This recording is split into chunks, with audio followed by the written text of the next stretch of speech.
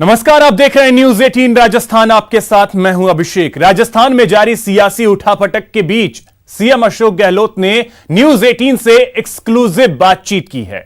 धमाकेदार इंटरव्यू में मुख्यमंत्री ने कई मुद्दों पर बेबाकी से राय रखने के साथ ही सरकार गिराने की साजिश को बेनकाब किया। इस दौरान सीएम ने सचिन पायलट की नाराजगी पर सफाई देते हुए कहा कि आज भी लौटे तो गले लगा लूंगा। आप भी सुनिए मुख्यमंत्री का सुपर एक्सक्लूसिव इंटरव्यू।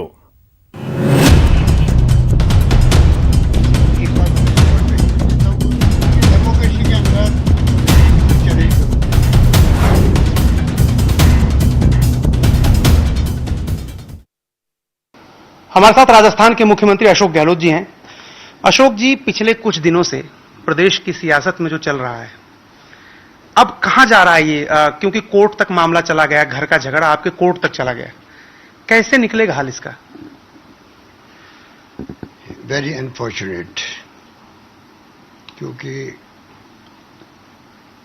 जिस प्रकार स्थिति बनाई गई, घर का झगड़े घर में निपटते हैं, ये तो सदियों से चला आ रहा है। अगर घर के झगड़े आप दुश्मनों से लेके, दुश्मनों का मतलब यहाँ विरोधी है, हमारे कोई दुश्मन होते नहीं है, अगर उनके साथ मिली भगत करके राजनीति करेंगे तो फिर डेमोक्रेसी में क्या बचेगा? ये सब खेल चल रहा है, उस प्रकार का चल रहा है। महत्वाकांक्षी होना बुरा नहीं है, तो अति महत्वाकांक्षी इतना हो जाओ कि आप फाउल खेलने लग जाओ तो अच्छी बात नहीं है।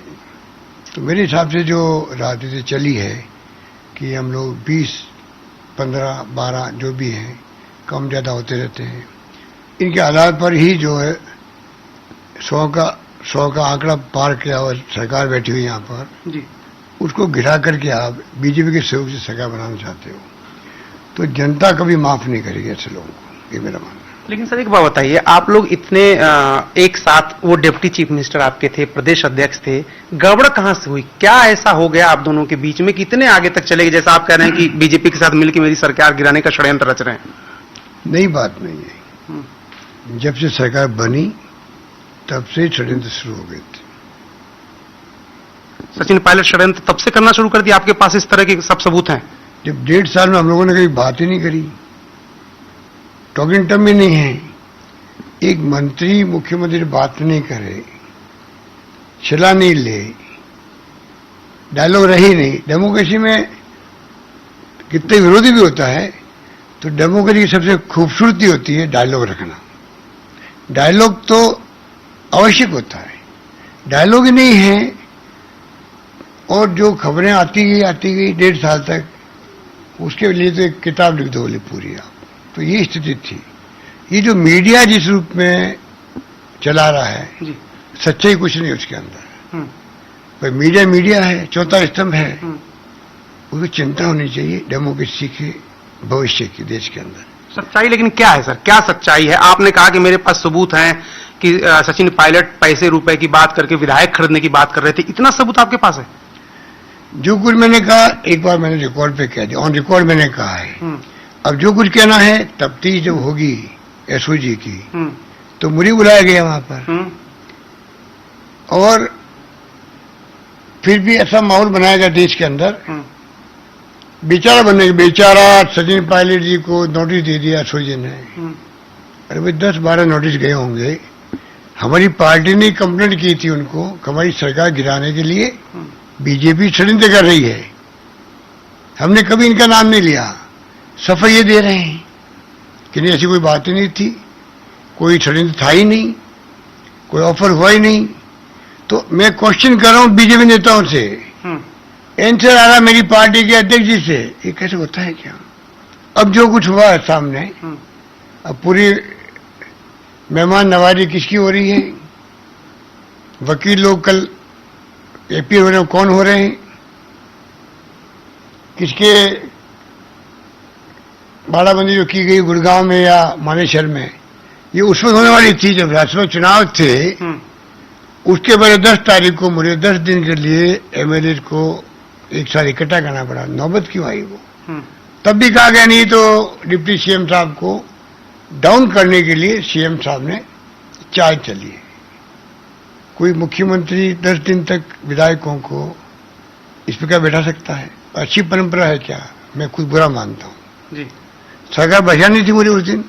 रात को 2 बजे जाने वाले थे लोग, 2 बजे रात को मैंने 1 बजे कलेक्टरों को उठाया, मेरे कांग्रेस नेताओं को इतला करी कि कल शाम तक सब जयपुर पहुंचने चाहिए। और मुझे खुशी से बात की है कि करीब करीब तमाम विधायकों ने शाम तक पहुंचने के लिए हाँ ही नहीं करी, बल्कि पहुंच गए करीब करीब। जब पहुंच गए तो इनकी आंखें खुली, ये क्या हो गया? तो फिर पूरा बयानबाजी होने लग गई कि नहीं कुछ नहीं था, क्यों बुलाया, कोई खरीद फरोख्त हो ही नहीं रही थी। जबकि मेरे पास उस वक्त भी प्रूफ थे, आज भी प्रूफ है। सचिन पायलट खरीद फरोख्त करा रहे हैं। मैंने कल जो कहा है मीडिया को, वो मेरा ऑफिशियल बयान है, ऑन रिकॉर्ड में मैंने कहा। एक आज जो खबर आ रही था, हाँ बोलिए। एक जो बात है, उन्होंने कहा कि एक इंटरव्यू में कि कांग्रेस ने मध्य प्रदेश में अध्यक्ष थे कमलनाथ, उनको चीफ मिनिस्टर बना दिया। अमरिंदर सिंह अध्यक्ष थे, उनको चीफ मिनिस्टर बना दिया। भूपेश बघेल अध्यक्ष थे, उनको चीफ मिनिस्टर बना दिया। मैं अध्यक्ष था, मुझे चीफ मिनिस्टर नहीं बनाया। राजस्थान का सचिन पायलट का बयान। देखिए, मुख्यमंत्री बनाया जाता है, पब्लिक क्या सोचती है, पब्लिक का मैंडेट किसके पक्ष में है, पब्लिक का मैसेज क्या है। जब घर घर में बात थी कि मुख्यमंत्री अशोक गहलोत बनना चाहिए, विधायक जीत के आए, टिकट चाहे इन्होंने दिलाए, मैंने दिलाया, किसी ने दिलाए, अधिकांश विधायकों ने जो अपनी राय प्रकट कर दी, अधिकांश विधायकों ने कह दिया हाईकमान तय करेगा, हमने हाईकमान में छोड़ दिया, तो सोच समझ के फैसला हुआ। फैसला होने के बाद में आज तक मैंने कभी देखा नहीं कि कोई उसको चैलेंज करे, और यहाँ स्थिति दूसरी बनी रही। तो ऐसे मुख्यमंत्री नहीं बनते हैं। वहां की स्थिति दूसरी थी राजनीतिक तौर से, यहाँ की स्थिति बिल्कुल दूसरी थी, इसलिए मैं मुख्यमंत्री बना। लेकिन वो और मैं वो व्यक्ति हूं, अगर मुझे अंदाज हो जाए कि पब्लिक मेरे पक्ष में नहीं है, पब्लिक मुझे चाहती नहीं है, विधायक गणों का मूड दूसरा है, वो मुझे इस काबिल नहीं समझते हैं, तो मैं उन लोगों के अंदर हूं, मैं खुद हाईकमान को जाके अलग से ब्रीफ करूं, पार्टी के इंटरेस्ट में हमें ये फैसला करना चाहिए। मेरे खून में वो बात है। जल्दबाजी कर गए सचिन पायलट? नहीं, जल्दबाजी कहाँ की? 1 साल लगाया, 1.5 साल लगाया, जल्दबाजी नहीं करी। पहले बीजेपी में जाएंगे, फिर देखा बीजेपी में जाने को तैयार एमएलए नहीं हो रहा है, तो थर्ड फ्रंट बनाएंगे, नई पार्टी बनाएंगे, और राजस्थान के कांग्रेस को समाप्त कर दूंगा मैं। अगर बिहार में हो सकता है और राज्य में हो सकते हैं, बीजेपी से मिली भगत सरकारें बनती भी है, बिगड़ती भी है, तो मैं क्यों नहीं बन सकता हूं? बन पाएंगे आपको लग रहा है? देखिए, डेमोक्रेसी के अंदर मैं क्यों किसी को चैलेंज करूं?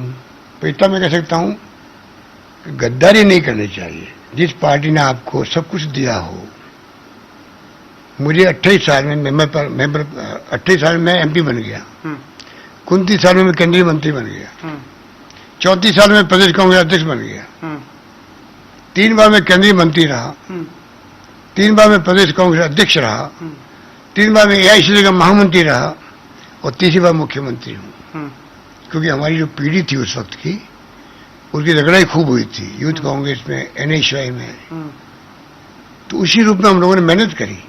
संकट बहुत आए थे, इंदिरा गांधी जी की हत्या हो गई थी, राजीव गांधी हमारे नेता थे, उनकी हत्या हो गई, तब भी हमने पार्टी प्रति वफादारी रखी, कमिटमेंट रखा, पार्टी की विचारधारा, नीति, कार्यक्रम को जनता तक पहुंचाने में लगे रहे रात दिन तक, चाहे कोई पद पे रहे अथवा नहीं रहे। तब जाके आज 40 साल के बाद में जो जमात दिख रही है आपको, जिनको आप कहते हो वो सीनियर बन गए हैं, घर बैठ जाना चाहिए। अरे भाई, पहले उम्र होती थी 60 साल की, अब 60 साल की उम्र नहीं होती है, अब उम्र बढ़ गई है। इसलिए बार बार ये जूनियर सीनियर बात नहीं करनी चाहिए।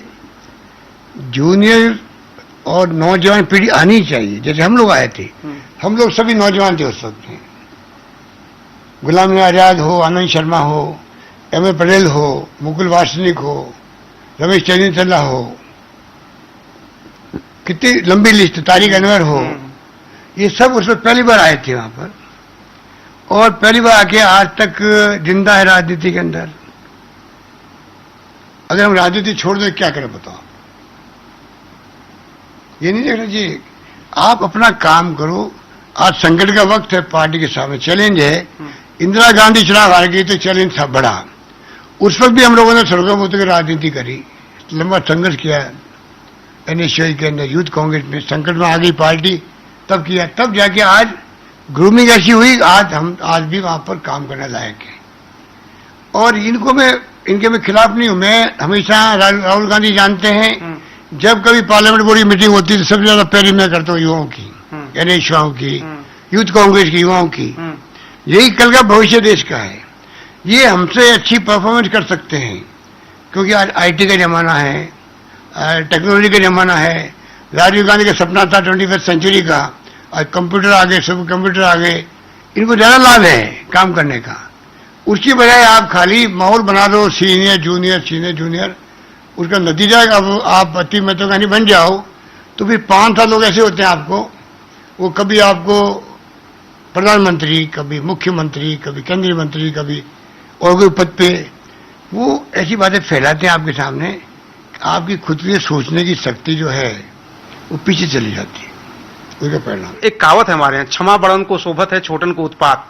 तो अगर आए सचिन पायलट, क्योंकि आपके प्रवक्ता ने अपील भी की आएंगे तो कैसे व्यवहार करेंगे उनके साथ? अभी उम्मीद है आपको? अरे वो जब मैं एमपी बन गया तो वो 3 साल के थे, हमारे उनके घर आना जाना था। आएंगे तो मैं तो उनको सबसे पहले प्यार से गले लगाऊंगा। मेरा उनके प्रति बहुत स्नेह भी है। राजनीति के लिए राजनीति है, तो व्यक्तिगत संबंध 40 साल से हों जिस परिवार के साथ में, तो आप सोच सकते हो कि मेरा क्या रुख रहेगा उनके प्रति। सरकार स्थिर है सर, और कितने विधायकों का? क्योंकि एक बार कोई 107 कहता है, कोई 103, कोई 122। हमारे साथ में 200 विधायक हैं मेरे साथ में, क्योंकि मैंने काम ऐसे किए हैं, सबको साथ लेके चला हूं। जब जिंदगी बचाने का वक्त था, और अभी भी है कोरोना की महामारी में, तो मैंने तमाम पॉलिटिकल पार्टियों के साथ लेके चला, धर्म गुरुओं को, एक्टिविस्ट को, डॉक्टरों, रिटायर्ड डॉक्टरों को, अभी तक मैं सब साथ लेके चल रहा हूँ। अभी मैंने 21 घंटे की वीसी की, 21 घंटे की जी वीडियो कॉन्फ्रेंस। सारे एमएलए, केंद्रीय मंत्री बीजेपी के, एमपी बीजेपी के, कोई आया, कोई रुका, कोई गया। वसुंधरा राजे जी हमारी पूर्व मुख्यमंत्री, बीजेपी के यहाँ के अध्यक्ष, नेता प्रतिपक्ष सब थे। यही तो बेनीवाल ने आरोप लगा दिया कि वसुंधरा राजे और अशोक गहलोत मिले हुए। ना, वो तो नेता प्रतिपक्ष भी थे, गुलाब सिंह कटारिया जी थे उसके अंदर, सतीश पुनिया भी थे, सब थे। तो आप बताइए, 21 घंटे में बैठ के बात भी करी, और मुझे गर्व इस बात का रहेगा कि पक्ष विपक्ष सब ने गवर्नमेंट का जो काम था कोरोना की लड़ाई लड़ने का, कोरोना के खिलाफ में जंग का, उस पर सबने लोगों सरकार को अप्रिशिएट किया हो, और हमने कोई कमी नहीं रखी, अभी भी कमी नहीं रख रहे हैं। वो मैंने देखा सर, तमाम जगह पे आपकी होर्डिंग लगी हुई है। एक सवाल मेरा है कि राहुल गांधी ने आगे बढ़ाया, ज्योतिरादित्य सिंधिया को, सचिन पायलट को, ये लोग छोड़ के जा रहे हैं। आपको लग रहा है राहुल गांधी की लीडरशिप के ऊपर भी ये सवाल है? उनकी लीडरशिप नहीं है, इनकी सोच पर है। राहुल गांधी की सोच तो देश नहीं दुनिया देख रही है, जिस प्रकार वो इंट्रैक्शन कर रहे हैं। राहुल गांधी कितना बड़ा इंटेलेक्चुअल है, दुनिया को मालूम पड़ गया है। आरएसएस बीजेपी का तो ये षड्यंत्र होता है कि आप नंबर 1 जो होता है, इंदिरा गांधी थी, राजीव गांधी थे, सोनिया गांधी थी, राहुल गांधी बने, नंबर 1 कांग्रेस में जो है उसकी छवि खराब कर दो, पूरी पार्टी कोलैप्स हो जाएगी।